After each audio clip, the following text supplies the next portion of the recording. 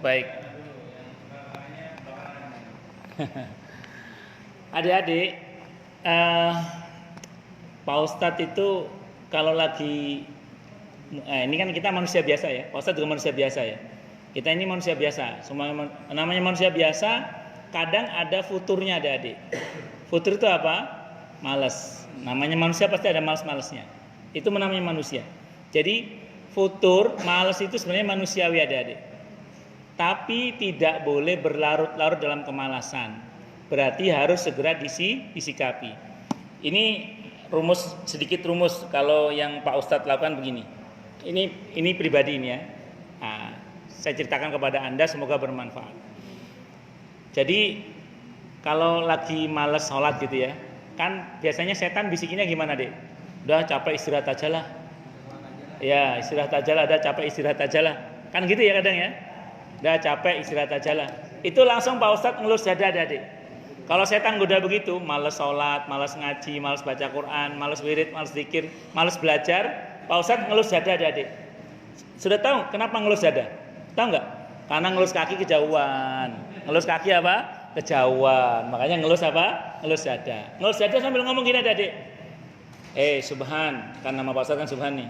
Subhan, mau istirahat di dunia apa istirahat di akhirat? Mau capek di dunia atau capek di akhirat? Nah, adik-adik tolong cermati baik-baik ya. Kalau di dunia ini kita sudah capek karena berbuat baik dengan baik dan benar, karena beribadah kepada Allah dengan baik dan benar, termasuk ngaji begini nih, nanti di akhirat insya Allah kita nggak akan capek lagi. Kalau di dunia kita udah capek karena beribadah kepada Allah dengan baik dan benar, kalau kita di dunia udah capek karena berbuat baik karena Allah di dunia ini dengan baik dan benar, insya Allah nanti di akhirat kita tidak akan capek lagi adik-adik. Insya Allah di akhirat kita tidak akan capek lagi. Tapi kalau kita di dunia ini sudah banyak beristirahat alias bermalas-malasan. Saya ulang ya. Tapi kalau di dunia kita sudah sering beristirahat alias bermalas-malasan, jangan mimpi nanti di akhirat bisa istirahat. Jadi kalau di dunia kita sudah banyak beristirahat alias bermalas-malasan, jangan mimpi nanti di akhirat bisa istirahat. Ingat, pegang rumusnya. Kalau di dunia kita sudah capek karena beribadah kepada Allah dengan baik dan benar, karena kita berbuat baik dengan baik dan benar, insya Allah nanti di akhirat kita nggak akan capek lagi, alias masuk surga. Amin insya Allah ya. Tapi kalau di dunia kita sudah sering beristirahat alias bermalas-malasan, jangan mimpi nanti di akhirat bisa beristirahat. Kalau nggak bisa istirahat di mana itu kira-kira? Di neraka. Nauzubillahi min syarri dzalik. Jadi tiap-tiapnya ya bagi yang anak-anak muda, kalau setan menggoda untuk tidak giat belajar, tidak giat beribadah, tidak giat hadir di majelis ilmu, biasanya alasannya tadi capek, pengen istirahat. Nah, pokoknya kalau godaannya begitu langsung jawab. Ayo, pengen capek di dunia atau capek di akhirat? Mau istirahat di dunia atau istirahat di akhirat? Ingat tadi rumusnya. Kalau capek di dunia, insya Allah tidak akan lagi capek di akhirat, asal capeknya untuk beribadah kepada Allah ya. Nah, tapi kalau di dunia sudah sering bermalas-malasan, sering beristirahat karena bermalas, jangan mimpi nanti bisa beristirahat di akhirat. Apa sayang? Angkat tangan lagi. Datang ke masjid, tapi belum azan, pahala lebih. Lebih. Jadi orang yang datang pas azan di masjid dengan orang yang datang sebelum adzan itu pahalanya beda. Kenapa beda? Karena siapa yang lebih dulu bersegera menuju ke masjid itu pahalanya lebih utama dibandingkan dengan yang berlambat-lambat datang ke masjid. Nah, jadi kenapa? Apalagi adzan. Itu lebih cakep lagi.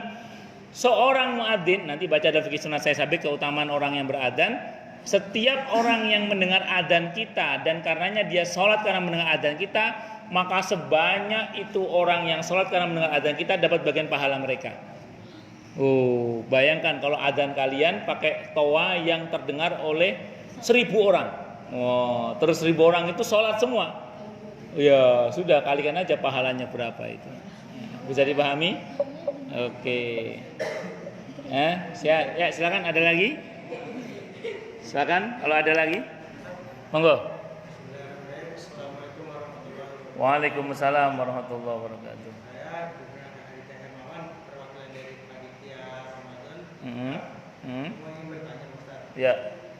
Bagaimana orang itu dalam belajar sholat itu gimana Ustaz? Belajar sholat. Orang kan sholat ada yang bercanda, ada yang lari-larian. Itu adabnya gimana Ustaz? Baik. Ya, begini. Ini rumus ini lagi-lagi rumus ini ada ya.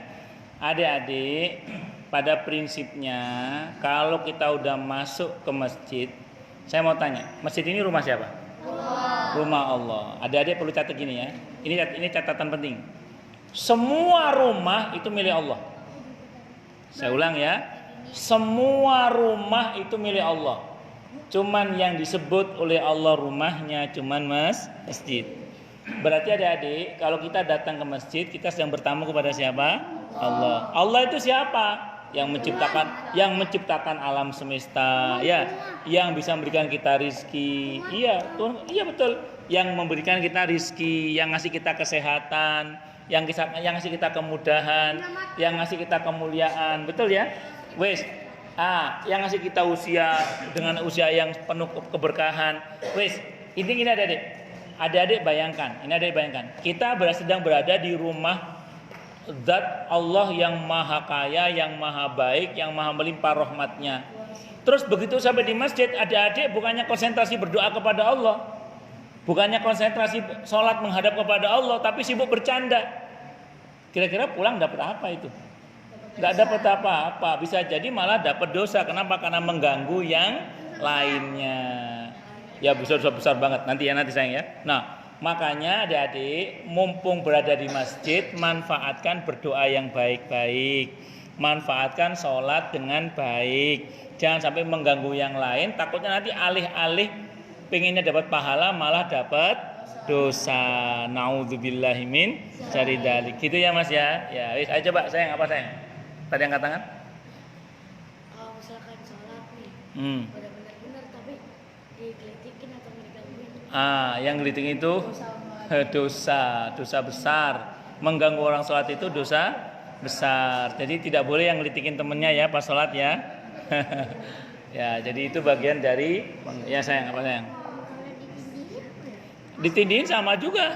Sama. Iya. Kalau nggak bisa apa? Ya pokoknya jangan ganggu temen yang sedang sholat ya. Tapi kalau saat ini sholat, gini kan kesel lagi gelitikin.